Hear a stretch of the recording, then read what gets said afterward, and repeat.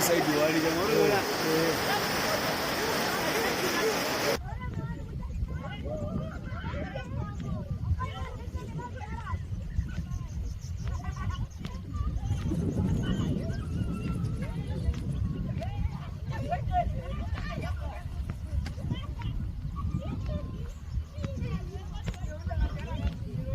Going to work, my brother.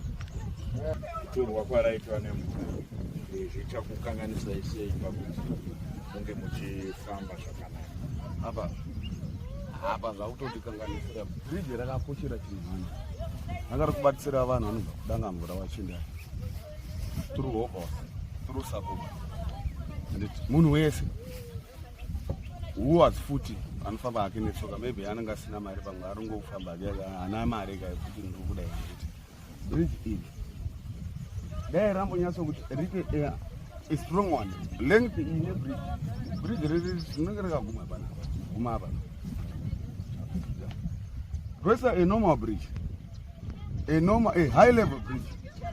plus foot toatidawo zoti kazuri yedu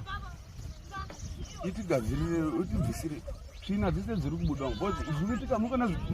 maemzara apa ndo ari kukomberera mvura futi ka oende kobloka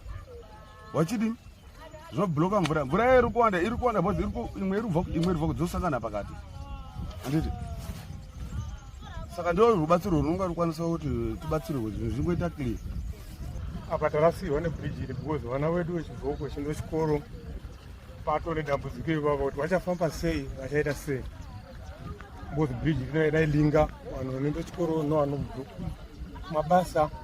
saka izvi hapasina kutomutanga zvazoshingi because vanhu vakaramba ishingira ivavo ka pachakuwara vana ivavo gare gare panotode munhu unotounga achitomonita futi ivavo kuti